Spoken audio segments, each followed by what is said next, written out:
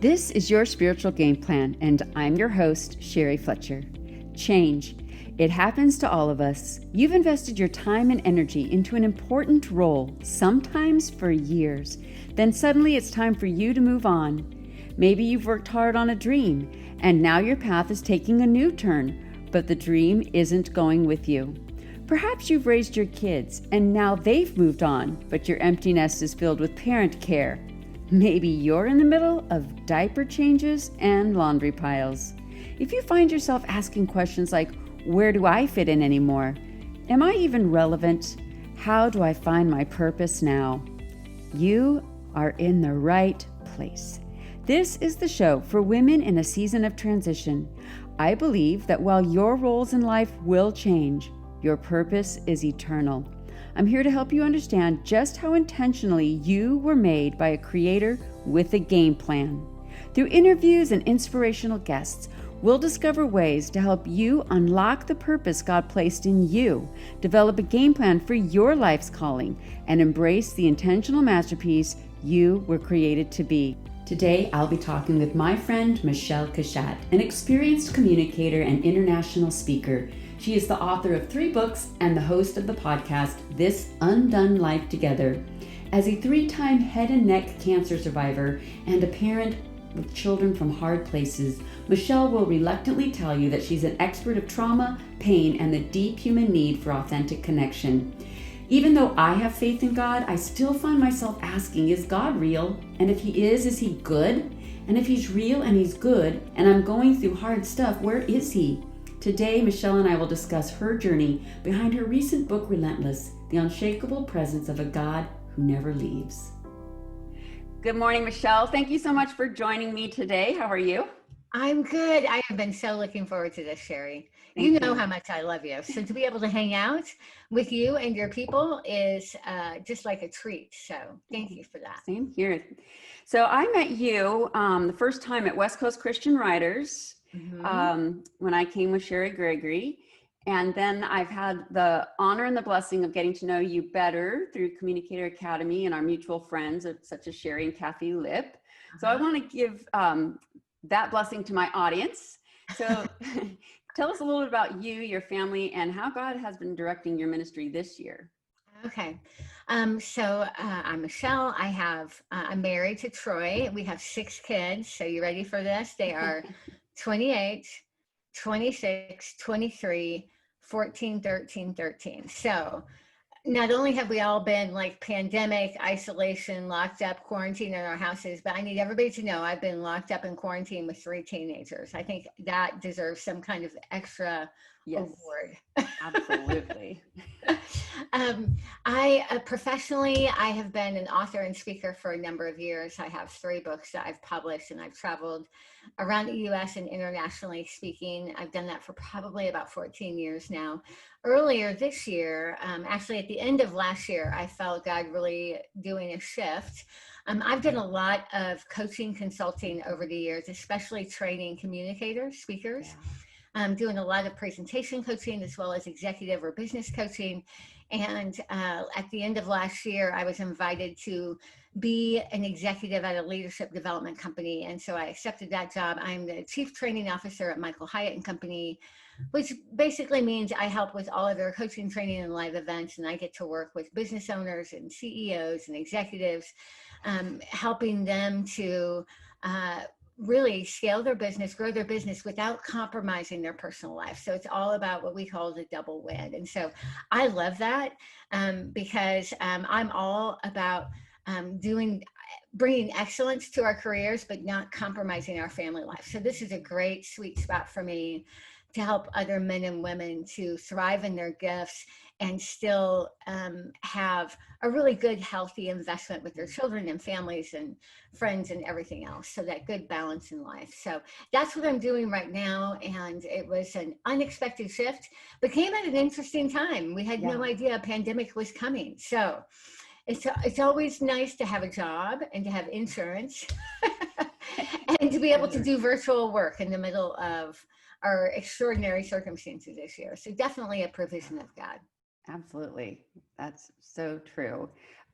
So a couple fun facts before we dive into the deep stuff.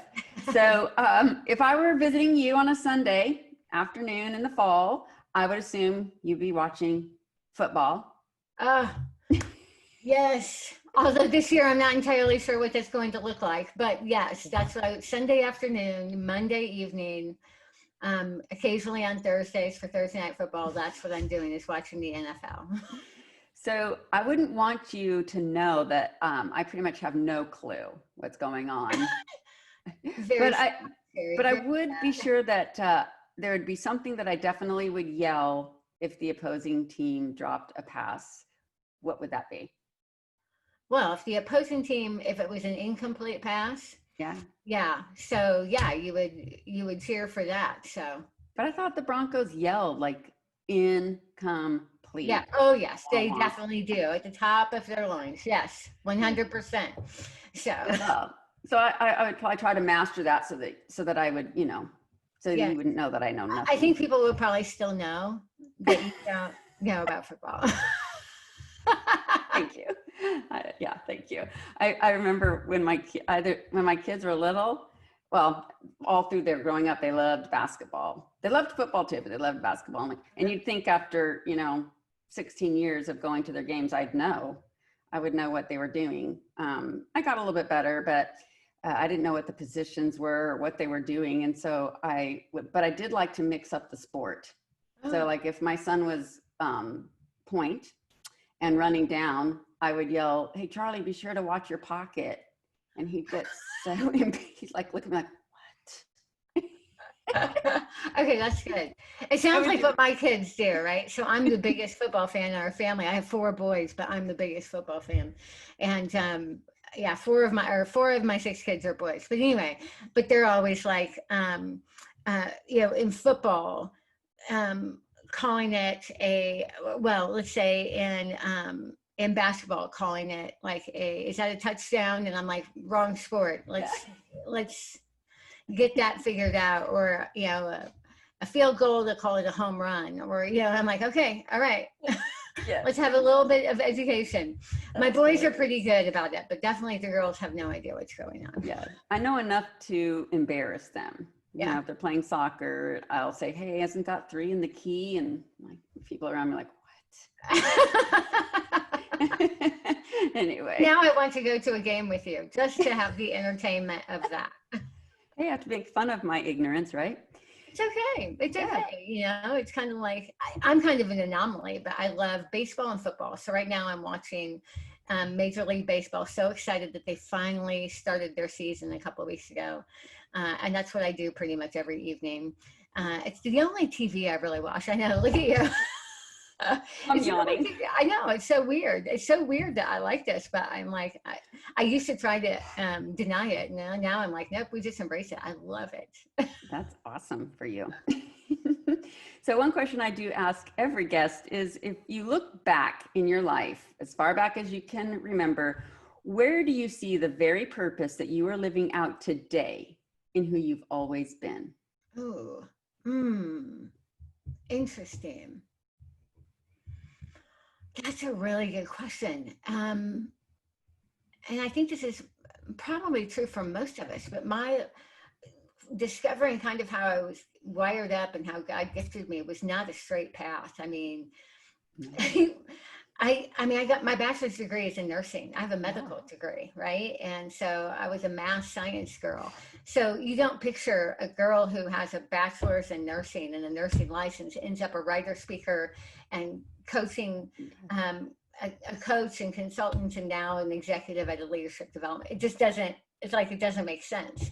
And I've done ministry as well as professional.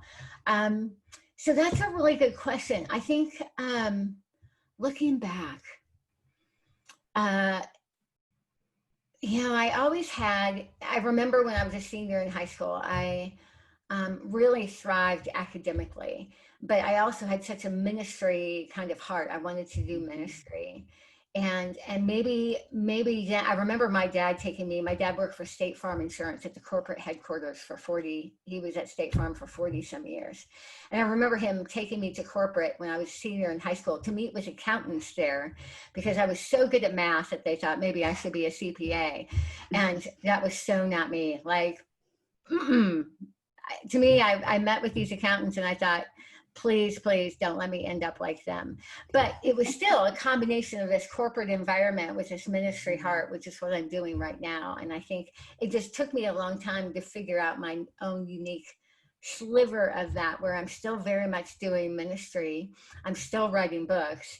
And yeah, I'm also mentoring and coaching other people that want to serve God through their careers. And that's, who knew that was a thing, right? Well, your nurturing side, the nurse in you, I've seen you bring that through in so many of your ministries. And that is true, right? So I'm still Yeah. caring for a holistic approach to people. I'm just not doing it in a doctor's office or a hospital. Yes, absolutely. Thank you. So your story is so inspiring because you have had and continue to have some pretty hard circumstances. And yeah. And the first book I read of yours was Undone, the story of making peace with an unexpected life. And it's very raw. It's a very open book about your life. And there were so many pages of dog-eared and underlined, but there was one sticky statement that really stuck with me. And I even think that it kind of segues into Relentless, is I still believed in him. I just didn't believe him. And that was really powerful, because a lot of times I say I believe, but I'll surrender, but I'll give stipulations with it. Yeah. Like, okay, I'll give this to you, God, but you need to make sure that it kind of looks like this. And so I want to hear a little bit of background into that statement. Yeah, I believed in the existence of God. I believed in his reality, but I wasn't taking him at his word. So when I read the Bible and I read things like, even John 3:16, that God so loved the world that he gave his only son, right? That whoever would believe in him would not perish but have eternal life. For God did not send his son into the world to condemn the world, but that through him to save the world, right? So I believe in his existence, but that whole John 3:16, 17 says that God's entire motivation was love, right? And I didn't believe that. Now, I wouldn't have overtly said that, but I was not, my level of almost compulsion to perform to earn God's love spoke to the fact that I didn't really believe that his love was freely given, right?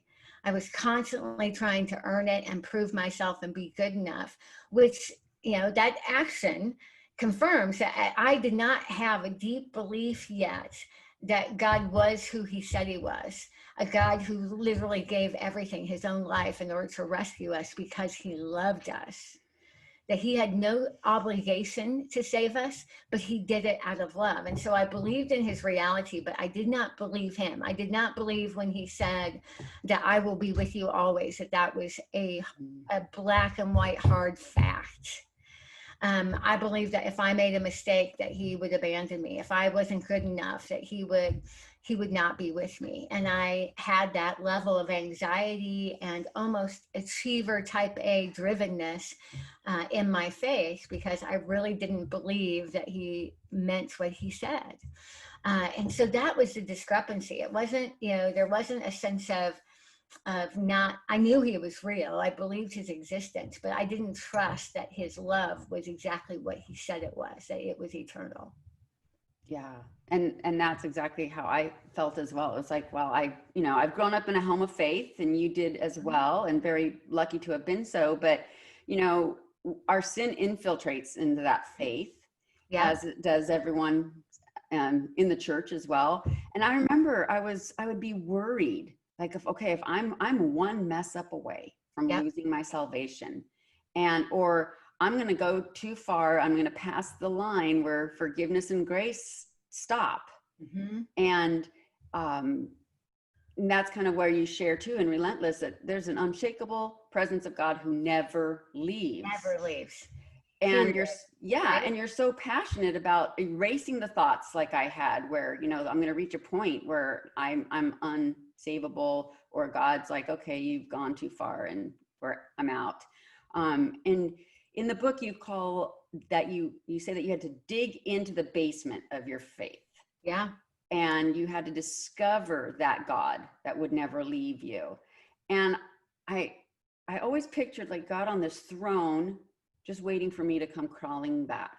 Yeah. Or waiting for me to mess up so he could then go, see, I told you. I told you you wouldn't be able to do it, right?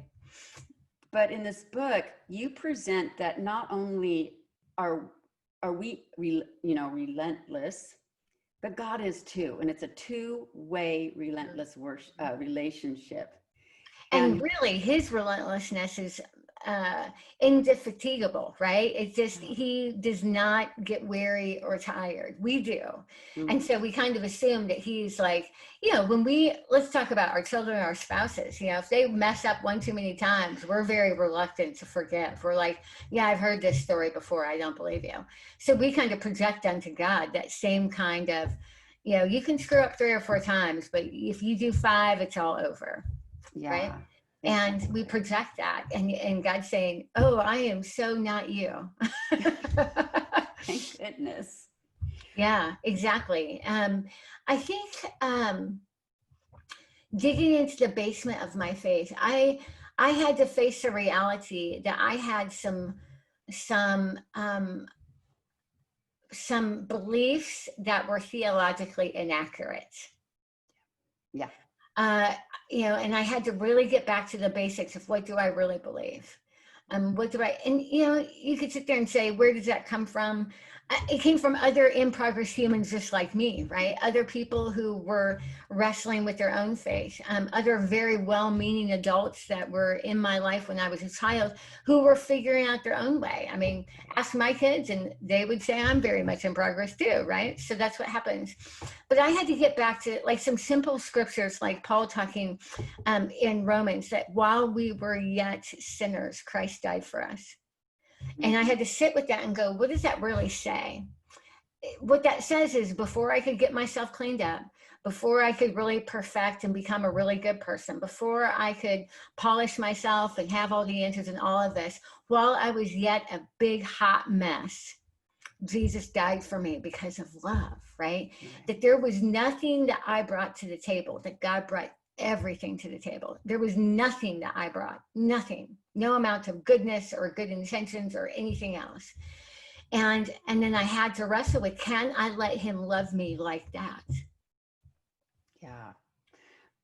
And it was so contrary to any other love I've experienced, right? So it was hard for me to believe and to trust. Yeah. You know, as we grow up, we learn that love is conditional. Yeah. Even the best of parents, right? They're still, I mean, we're still flawed in the way that we love each other. Yeah. And friendships and relationships, and we're kind of taught. But while you were saying that, I was having a visual of, you know, the minute you hold your child, your newborn child, they've done nothing. And nothing but cause pain and suffering at that point. Exactly. And yet the love that you feel is so intense. And, you know, for the first several decades, you are pouring into them constantly. And they're, of course, there's respect and love back, but they're, but they're not, you know, I have teenagers right now, 13 and 14-year-olds. They don't really appreciate what we do at this age. Let's just be clear. I was thinking of this yesterday. The repeating, and by the way, this is my, you know, I've raised 6 teenagers now. I've gone through this a bunch of times. The one thing that happens over and over again with all 6 of my kids is they do not see what we do for them. So I hear frequently the comments, like if I ask them to empty the dishwasher, the comment, why do I have to do everything around here? Yeah, exactly. My 14-year-old right now loves to talk about how they are basically our slaves, right? Yes. They are our slaves, and that we don't do anything and they are our slaves. And yesterday morning, I was thinking about this because I thought, because they made the comment that we really don't do anything for them, that they have to do everything themselves. And I'm sitting there going, they don't realize that the water they use to brush their teeth, we paid that bill. We set it up and we paid that bill. Or the internet that they get on to do their homework or email their friends. Yeah, we paid for that and we set it up, and we have the devices that they use to do that. Like, really, nothing is theirs, right? They own nothing. Everything they have, everything they use every day is supplied by and provided by and made available to them by their dad and I. Yeah. And yet in their minds, they're doing everything around here. And all of a sudden, as I'm thinking of all of this yesterday morning, it was like God was saying, yeah, I kind of get how that feels. Yeah, exactly. Which is why we get kids, is to understand. I mean, I thought even during this pandemic and everything, how many of us are complaining because life is so off the rails, and where is God gone, and why isn't God intervening, and why isn't God doing this, and why is he leaving? And I'm going, just like our kids have no clue all that we're doing behind the scenes. We have no clue what God is doing behind the scenes. So ultimately what we have to get back to is, what has he said about us? He says he loves us, and that he sent us, he loved us so much that he rescued us. And then it also says in the Bible, never will I leave you, never will I forsake you. Are we going to take him at his word, or are we going to assume simply because we're inconvenienced that he's abandoned us? Well, his name is Emmanuel. Exactly. What else do you need? Yeah. And so this year's been a perfect year for your book in that picking up stones. Yeah. I know, it's so interesting, right? When this book came out last November, like, we didn't even know COVID wasn't even a word that we knew. And here we are. This all happened 3 months after the book released, and it's like, okay, this is a good time for us to practice. Do we believe God is who he said he is, and do we take him at his word? Yeah. And I was on your launch team, and so I, read the book then, but as I was looking forward to this time together with you, I started rereading it, and I was like, whoa. And you just see things differently. You see different twists on that. And the picking up the stones meant so much more to me, because I've been, having a really rough year, as is everyone. But, although I would say your year might be a couple notches above the rest of us. And so I've been able to look back with this concept of a stone so far, one for every month, 12 stones, 12 months, so 8 stones, and write that out and look at it. And it's just, I'm building my altar. I love that concept. I'd love for you to share with our listeners the concept of picking up stones. Yeah, you got it. There's a story in the book of Joshua in the Bible. Joshua, I believe it's, I've already forgotten. What is it? 3, 4, 7, 8. It's in the book of Joshua. Here, I'll pull my Bible down right here. But it's a beautiful story in Joshua. The Israelites, so Joshua and the Israelites was a group of people, for those who aren't familiar, that were considered God's kind of chosen people in that time, okay? And they had come through some really hard circumstances, like brutal, hard circumstances. Joshua 3 and 4. There we go. And they had been in slavery in Egypt. So if anybody watched the Disney movie Prince of Egypt, that kind of details that. But they had been in slavery in Egypt for 400 years. God set them free from Egypt, told them that he was going to take them to the promised land. However, after crossing the Red Sea and heading toward the promised land, they didn't make some good choices. And so he let them wander in the wilderness for 40 years. And anybody ever experienced some bad choices that left them feeling like they were wandering in the wilderness for a season? That's kind of what happened. At the end of that 40 years, and God, again, reminds them of his promise to take them to the promised land. He leads them out of the wilderness toward Canaan, which is the promised land, right? And Joshua now is leading them. So Moses has died. Joshua's the new leader. But as they're headed toward the promised land, they encounter the Jordan River. Now, at this particular time of year, the Jordan River was running at flood stage. And any of us who, like, I grew up in the Midwest, and we know I grew up near the Mississippi, right? And flood stage, you can't cross it. Like there is no crossing the Mississippi when it's like raging full, or any river that's at flood stage. But the promised land laid on the other side of the Jordan River. So they were like, but God said that's what is our future, but there's this massive obstacle in the middle. How are we going to get there? And so God gave them an instruction, told them to have the priest carry the Ark of the Covenant. The Ark of the Covenant was the tangible evidence of God's presence. Told them to carry that into the middle of the Jordan, which sounds insane. But what happened is the minute that the priest's toes touched the water piled up at a distance and the ground became dry, which doesn't happen, right? Riverbeds don't become dry. And the Israelites crossed over the dry ground to the other side, okay, to the promised land side of the Jordan River. Now, that is amazing in and of itself, but God wasn't done yet. When they got to the other side, God instructed Joshua to have the 12 leaders of the tribes of Israel. So there was 12 different groups, family groups, one from each of those tribes or groups, go back into the middle of the Jordan where the priests were still standing with the Ark of the Covenant, and pull stones out of the riverbed. Now, these were not tiny little rocks. These were, it says they had to carry them on their shoulders, okay? They were big stones, but they were also stones that the Israelites would not have seen or even known existed if they hadn't had to cross a raging river, okay? So in other words, God's saying, I want you to go back in the middle of that circumstance you just came through. I want you to pull out the boulders that you find in the middle of there, and I want you to set them up on the side of the Jordan. And then in chapter 4, they're like, why? Why are we doing this?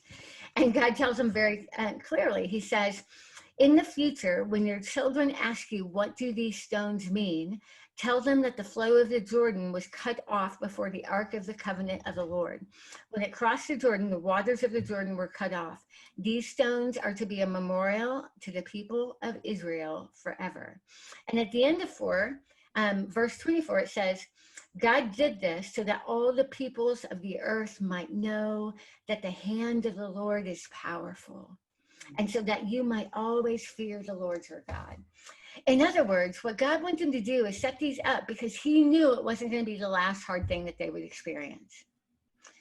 So he wanted to remember that it was the presence of God, the faithful presence of God sitting in the middle of their Jordan River that got them through to the other side. So when the next hard thing happened, they would remember the faithfulness and power of God, and that they would be able to trust that if God got me through that experience, he will get me through the next one. And it's such a big deal because it's not about the absence of difficult circumstances. Right. It's about trusting the faithful, unconditional, unfailing presence of God, no matter what happens. Yeah, I love it. My favorite stone is Transfiguration, because God is with me, through these transformations and through these times. And there's a scenario that you put in that chapter that I really like, the both and the either or. And I know, you mentioned in there that you were going to be the best NFL commentator. Come on. That if I could go back, that's what I would do for a living. I would be an NFL sportscaster, commentator, or baseball. It doesn't matter, but I would do sports. But you still can. But I have a little bit of a speaking challenge, so that may not happen. Well, but you do speak with it, so what? Give us a little idea about the mind shift that you went when you had the either or, and you were shifting into both and.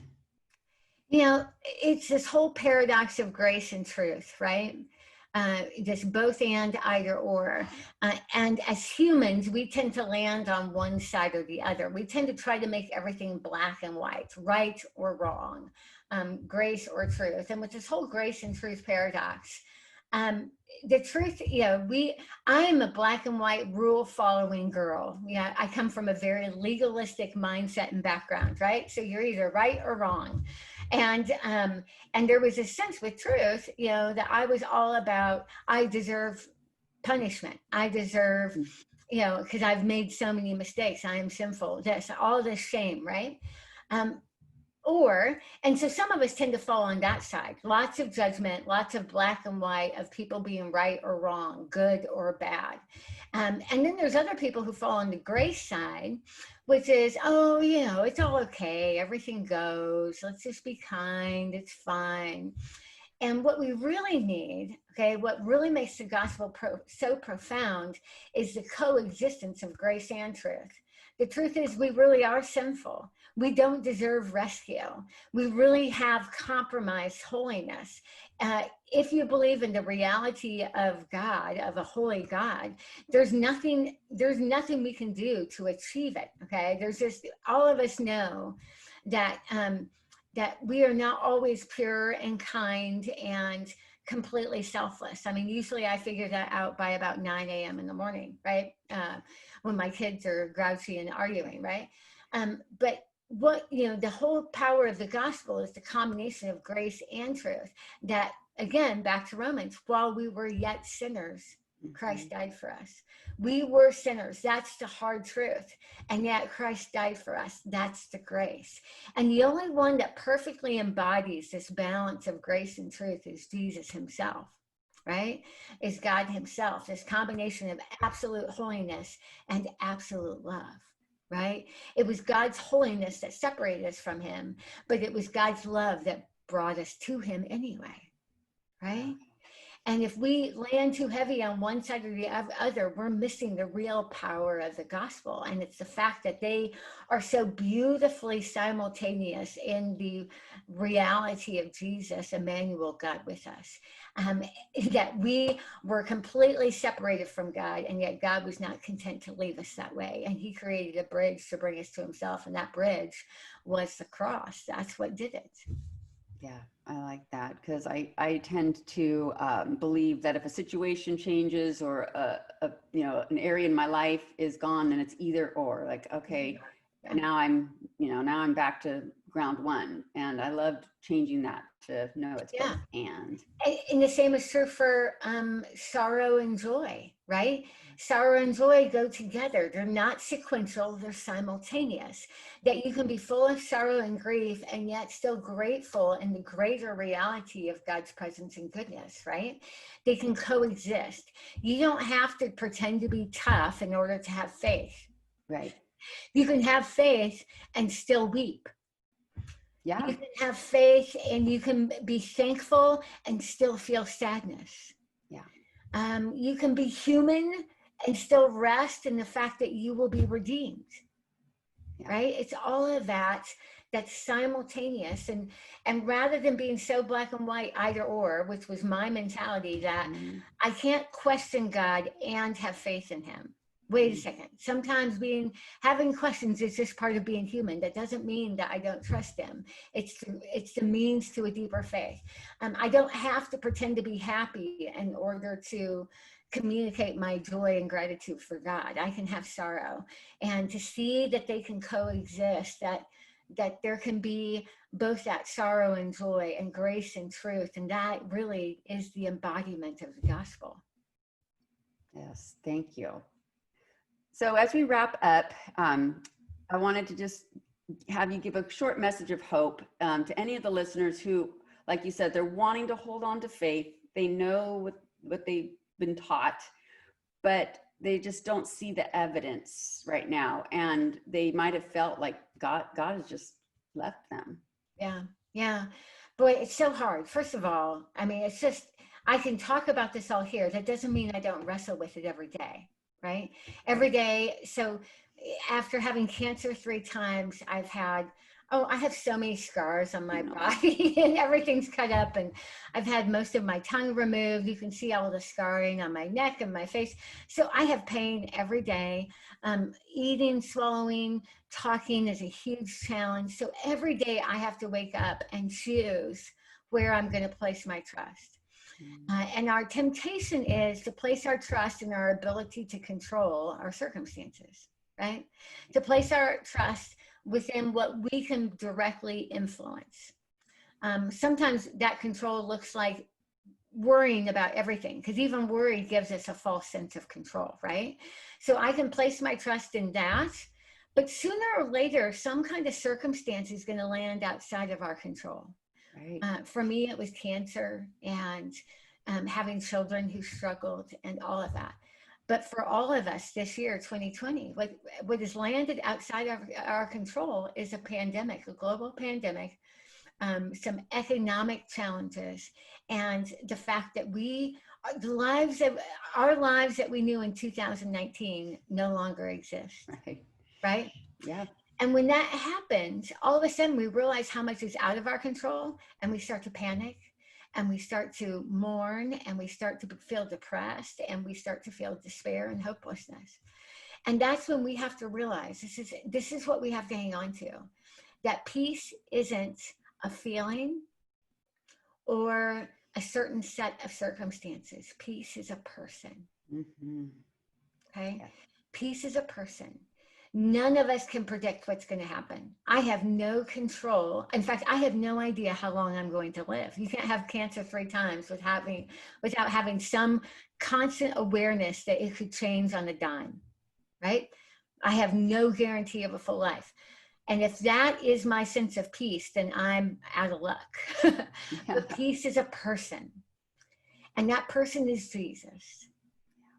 And Jesus is the one that said, come to me, you, all you who are weary and heavy laden, and I will give you rest. Take my yoke upon you and learn of me, for I'm gentle and humble of heart, and you will find rest for your souls. Peace is not a feeling. It's not the presence of an ideal circumstance. It's not the absence of hardship and suffering. Peace is a person. And his promise to you, his words are, and surely I am with you always, even to the very end of the age. That means no matter what happens this year, we have somebody who is with us, walking us through the middle of our Jordan. His presence is the one that causes the water to pile up and creates dry ground for us to pass through. That doesn't mean it won't be hard, but it means we won't be alone in the hard, that he is with us. And when we can anchor ourselves to that reality, that promise, and truly believe him, then no matter what happens, we can find a way to weather whatever may come, right? So peace is not a feeling. It's not a circumstance. It's a person. And he's promised to never go. Thank you. That is wonderful. And with that message, ending on that message, I feel prepared for my morning. And we'll have to do that again tomorrow, just so you know, right? I'll have to do it again. Remind yourself of that a good dozen times today. Yeah, right? I was gonna say I'll have to do it again in an hour. It's not one and done. It's coming back to that all the time, coming back. And you find a few of those verses. I've got several of those in free downloads on my site. I'm happy to share that link with you, or throughout Relentless, there's all kinds, but just reminding yourself of what God said about you. And that becomes your anchor, not Fox News or CNN or what current events or anything else. That our anchor is the presence of God, and that never changes. Thank you so much. Thanks for taking time out of your morning to join us and blessing my audience. Oh, my pleasure. My pleasure.